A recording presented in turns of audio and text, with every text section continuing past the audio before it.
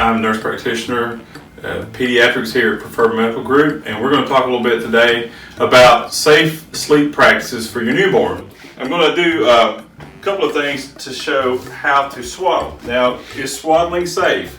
Swaddling is safe if you do it right. It's not the easiest thing in the world. I've done this for 20 years and I'm still not the best swaddler, but somebody was smart enough to come up with something that's foolproof. But swaddling is fine up until about 3 months to 4 months when the baby starts to roll over. And once they start rolling over, then we want to not swaddle and just let them sleep in the crib unswaddled. This is a nice big blanket that I've folded up into a square. And how we do this, and these are dolls, these are not real babies, so I'm just going to move them around kind of rough. We're going to lay it down in a triangle.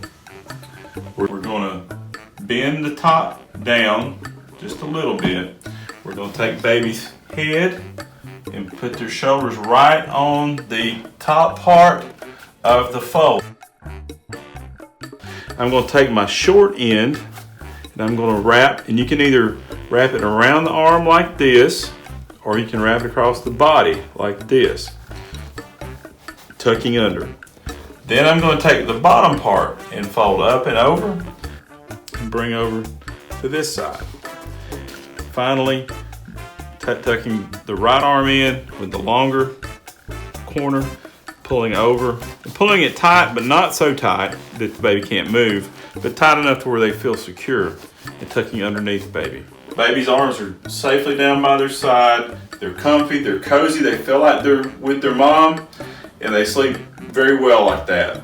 You can also do it where their arms are up like this, close to the face. They can put hands up close to their mouth so they can soothe themselves. So you would put the first arm up, put it in there kind of tight, pull it over, pull this side up and over, and then this side, hands up, pull it over, tucking underneath, and baby's got her hands up near her mouth so that she can self-soothe herself back to sleep. This is the traditional swaddling way.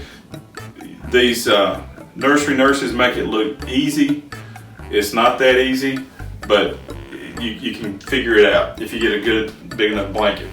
The foolproof way, and the way that I like it, are these little sleep sacks.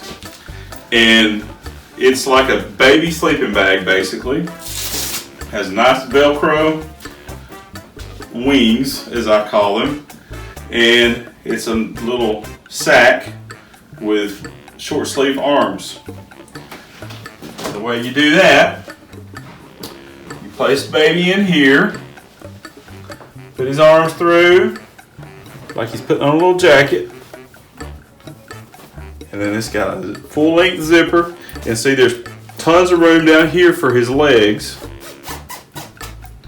Zip it up, and then I'm going to take this side that's not got the Velcro, I'm going to pull it over, tuck, then I'm going to pull this side over. You don't want to bring it across his mouth. You want to bring it kind of at an angle. Velcro fastened, and you want to leave about finger width underneath for safety reasons. Hips are not bound tightly, which is what we don't want to do, because that can damage the growth of the hips.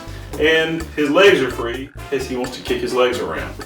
Love these things. They're sleep sacks. They're about $15 to $20 depending on what store you look at them. Great baby gifts. Good way to safely swaddle your baby. Either way, baby is snug, baby is cozy, baby sleeps well, and mom and dad sleep better. So, like I said, swaddling's great until about 3 to 4 months. Once they start rolling over, we want to unswaddle, because if they roll over, their arms are not going to be free to push over back this way, thus reducing the safety. We hope you got some good information from this, and if you'd like to talk more about it when you come see us here at Preferred Medical Group, we'll be glad to, and we hope you have a good day.